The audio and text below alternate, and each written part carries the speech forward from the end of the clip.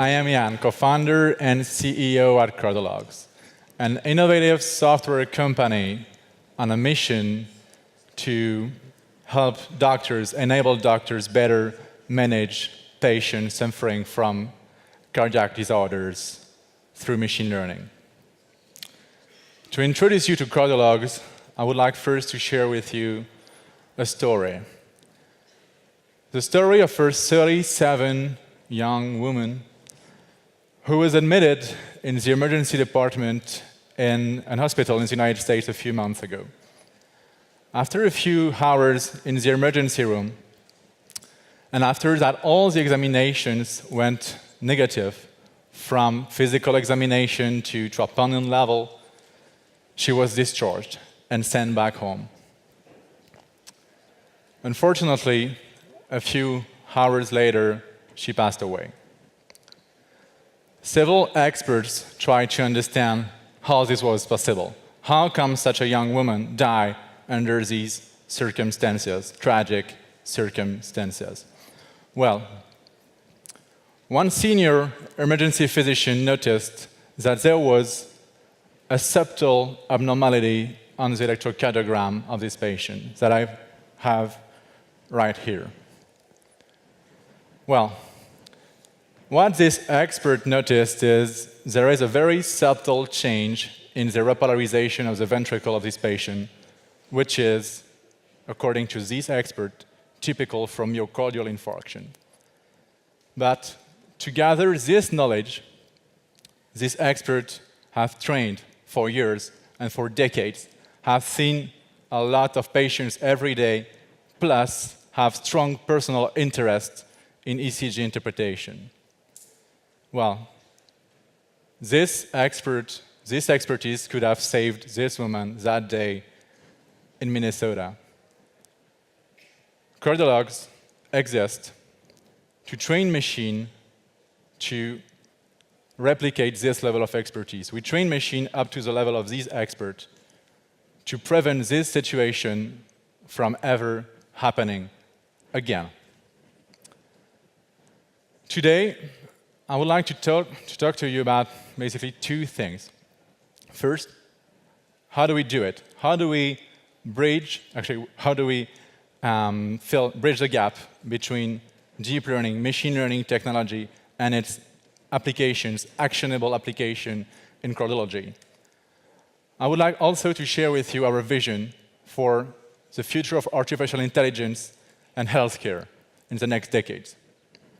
Well, to introduce you to what we do, I will take a very simple example. Let's consider these three big cats, large cats. I will ask each and every one of you this very simple question. Would you go pet this large cat? Would you go pet any of them, one of them or multiple of them? And to answer this question, what your brain will ultimately do will be to add information. Given your previous and past experience and feedback, your brain will gather information and add what we call in machine learning annotation to this signal, saying that the first big cat, which is a tiger, as you might have noticed, isn't friendly. Second is a friendly. And you make your decision based on this new annotations that have been computed by your brains. What's interesting with the third one is the decision is not that obvious, or not as obvious as the two first tigers. It's because you do not have the level of expertise, the exact information to make an action based on this information. An expert might have this information. And it's basically kind of the same thing when it comes to the decision-making in cardiology. Different physicians with different expertise, different lives, different patients met during their career will have different outputs, different information to see the same signals on the same patients. It can also vary among one very day according to the level of fatigue of the physician, which explains this variability that we observe when it comes to decision-making in cardiology. What we do at CardioLogs is machine learning based on EKG interpretation. And the very first step that we do to train the machine is to observe. We try to figure out what is the standard of care and what make these experts experts. Like, after all, what are the patterns? What do they look and that other physicians do not look or sometimes miss? What makes them experts? We have, and we are also, of course, identify use cases where this expertise matters. Then what we do is we have these experts meet with our team in machine learning that then feeds the expert and our machine with data. And we continuously train the machine and, in a way, play with the expert until we're satisfied with the result. And when we reach actionable level of performances according to the expert, we push this as a new feature in our product and make it benefit all the physicians who do not have this expertise to care patients. Well, when we reach this level, what was previously considered as our gold standard, the level of the expert, is now the standard of care for our customers. Next question is, this is good, this is great. We improve standard of care, but how can we do better? Can we train the machine to a whole new level that goes beyond the expertise of the best humans? And actually, this is possible. But to do this, you need to train the machine with new data. You cannot only rely with the expertise of the physician. You gather more clinical data about the cases that you're targeting, basically biological data, cardiac imaging, even sometimes outcome of the patient. And it enables you to find subtle patterns that are not known even to the best experts. So I would like also today to share with you about the limits of machine learning, what we can do, what we cannot do, and maybe at some point what we should do and we should not do. I would like to take here again a very simple and common case, which is the jogger. Who jogs here? Do we have joggers in the room? Yes, I jog, because obviously I need to, but still. I would like to ask this question about the jogger. Could we, given cardiac monitoring input, predict a cardiac arrest for this patient within the next 15 minutes? Well, to do this with machine learning technology, it is not that obvious. What you basically do is you assume a lot of things. You assume that, first, the information exists. You assume that in this cardiac monitoring signal, there is actionable information to predict for the cardiac arrest in the next 10 or 15 minutes. So basically, you make assumptions on the shape, on the existence, on the continuity, and on the shape of this curve. You also make the assumption that you will be able to train a machine to an alpha accuracy level, which is the actionable accuracy level, which is not obvious too. If we summarize all of the assumptions you've already made to solve this jogger problem, you have technical assumptions. You assume that in the signal you're measuring, there is a solution for your problem.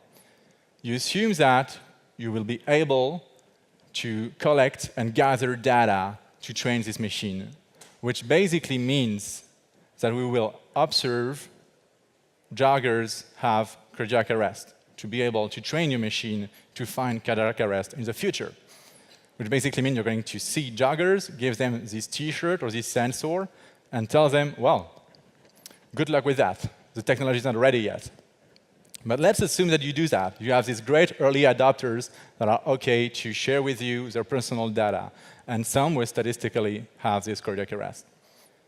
Well, you also make the assumption that you will be able to train the machine to an actionable level of performances.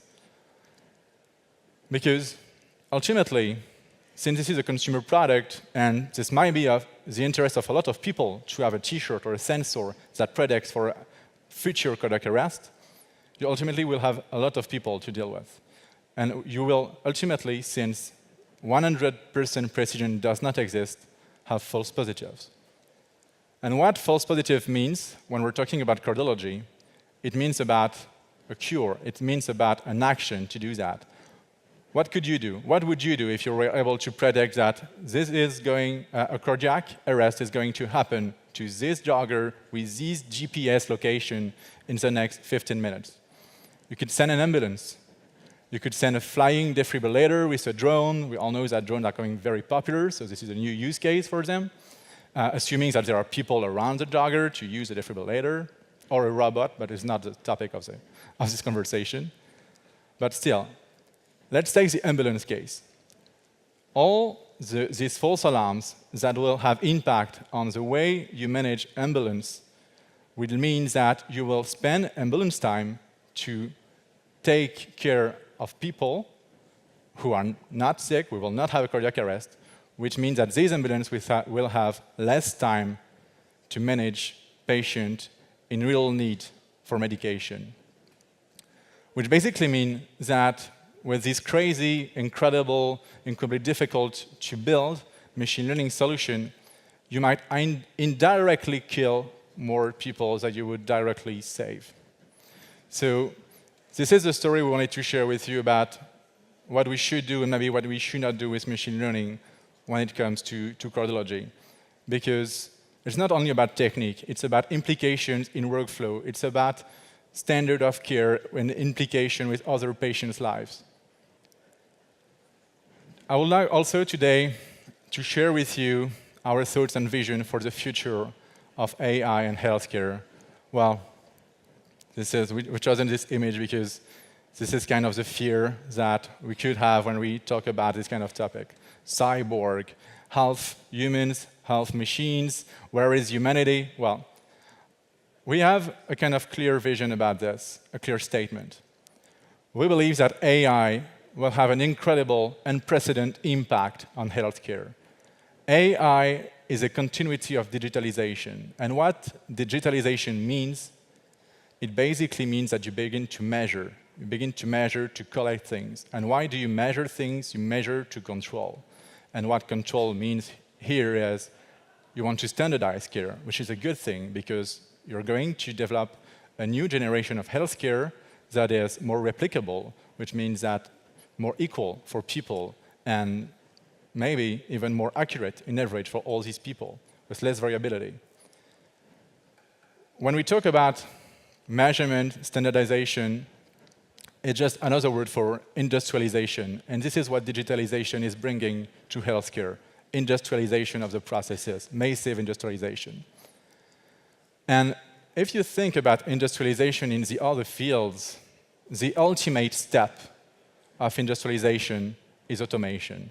Self-manufacturing machines, self-service at McDonald's.